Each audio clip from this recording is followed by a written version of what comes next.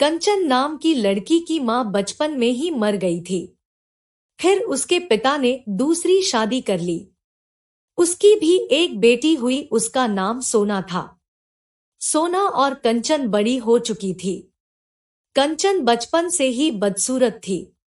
उसके विपरीत सोना बहुत सुंदर थी। एक तो बहुत गोरी भी थी, उसका चेहरा भी अच्छा था और उसके बाल भी खूब घने लंबे थे, जिनसे वह रोज नई नई स्टाइल बनाती थी, जिसे देखकर कंचन को दुख लगता था। सोना उसकी हंसी उड़ाया करती थी।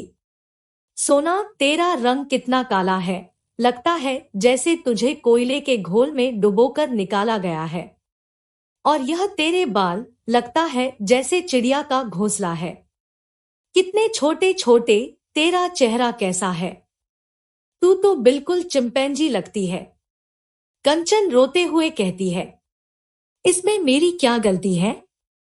जैसा मुझे भगवान जी ने बनाया है वैसा ही तो बन गया है। आप तो बहुत सुंदर हो। आपको भगवान ने बहुत सुंदर बना दिया। सोना, और क्या, अपनी अपनी किस्मत है। तू तो मेरे पैरों की धूल भी नहीं है। चल, ज्यादा तसुवे मत बहा।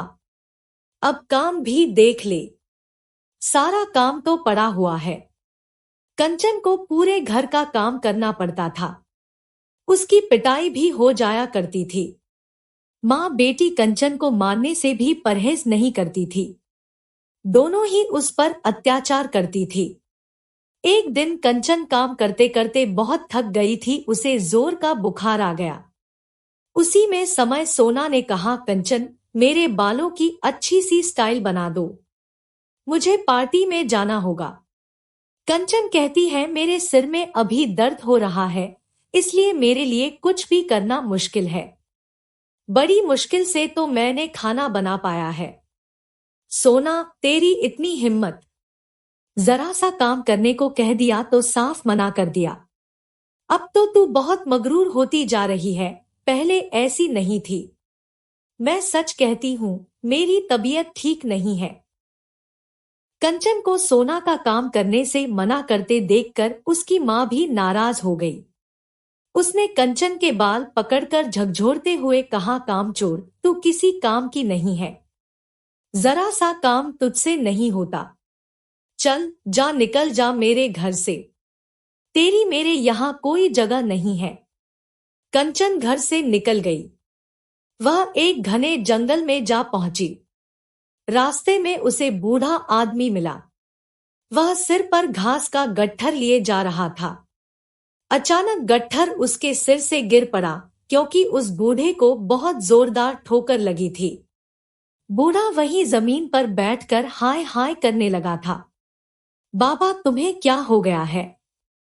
बेटी, मेरे पैर में बहुत जोर से ठोकर लग गई है, इसलिए मुझसे चला नहीं जा रहा है, देखो।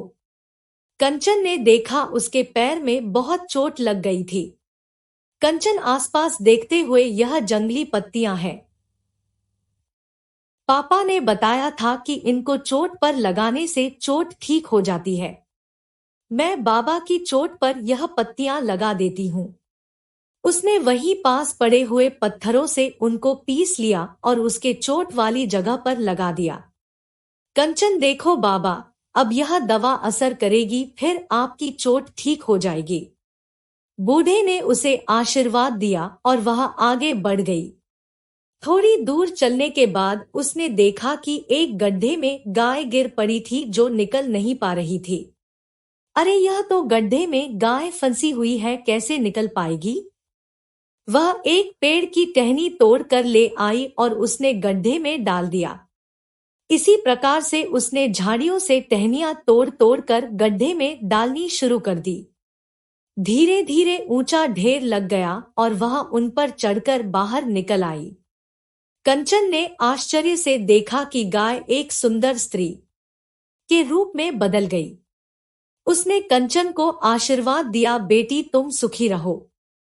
थोड़ा और आगे चलने पर उसने देखा कि एक पेड़ के नीचे एक तपस्विनी बैठी हुई है और लगातार माला जप रही है, लेकिन उसके आसपास जमीन पर बहुत गंदगी पड़ी है।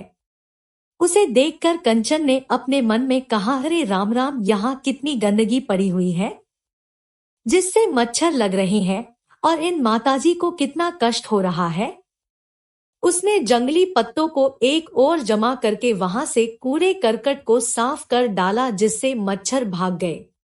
जब उस तपस्विनी ने आंखें खोली तो उसे देखकर वह बहुत खुश हो गई और कहा, बेटी तुम बहुत अच्छी हो, लेकिन तुम्हारी किस्मत अच्छी नहीं है। मैंने अपने दिव्य नेत्रों से तुम्हारी सारी बात जान ली है। तुम्हारे सुंदर ना होने के कारण सब लोग तुम्हारी हंसी उड़ाते हैं, लेकिन अब ऐसा नहीं होगा। तुम्हारा मन तो बहुत सुंदर है।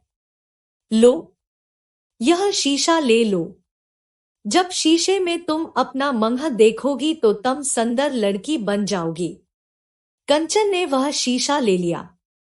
उसमें जैसे ही उसमें अपना चेहरा देखा तो कमाल हो गया। वह एक बहुत ही खूबसूरत लड़की के रूप में बदल गई थी। अब उसका रंग दूध की तरह गोरा हो गया था, उसके बाल काले घने लंबे हो गए थे। यह देखकर वह बहुत खुश हो गई। वह अपने मन ही मन में कहने लगी, अरे वाह, यह तो कमाल हो गया। मैं तो बहुत सुंदर हो गई हूँ। अब मैं चलकर सोना को दिखाऊंगी। फिर वह वापस अपने घर में पहुंची। उसे देखकर सोना हैरान रह गई। सोना, अरे तू तो कहाँ से आई? तू इतनी सुंदर कैसे हो गई? तो कंचन ने सारी बात सोना को बता दी। सोना बोली, मैं भी जाऊंगी और सुंदरता को और बढ़ाऊंगी। मैं तुझसे ज्यादा सुंदर बनूंगी। तुझसे तो मैं किसी बात में कम नहीं रह सकती। वह भी जंगल की ओर गई। उसने देखा रास्ते में एक बूढ़ा बैठा हुआ था। उसने बुलाया, बेटी मुझे जरा सहारा दे दो, मैं खड़ा हो जाऊं। मेरा वह घास का गट्ठर उठवा दो। चल हट वे बूढ़े, मुझे क्या अपनी नौकरानी समझा है? ऐसा कहकर वह आगे चली गई। आगे चलकर उसने देखा कि गाय गड्ढे में पड़ी है। उसको देखते ही वह रंभाने लगी, लेकिन सोना ने उसको बाहर नहीं निकाला। उल्टे उसकी ताली पीट पीट कर हंसी उड़ाने लगी। कितना मजेदार सीन है। फिर और आगे चलने पर उसने देखा एक तपस्विनी बैठी है। उसके आसपास गंदगी पड़ी हुई है। उसे देखते ही वह बोली, बेटी जरा यहाँ आसपास सफाई कर दो। सोना तुनक कर बोली, मैं क्यों करूं? मैं क्या कोई नौकर हूं? इतनी शौक है तो नौकर लगाओ और उनसे करवाओ। वैसे भी मुझे काम था तो मैं यहाँ आई हूँ। मैं वह जादुई शीशा लेना चाहती हूँ जिससे सुंदरता बढ़ जाती है। यह सुनकर तपस्विनी ने एक से शीशा सोना को दिया और उससे कहा, इसमें मुंह देखने पर तुम खूब सुंदर हो जाओगी, लेकिन एक बार ही देखना। सोना ने कहा, ठीक है।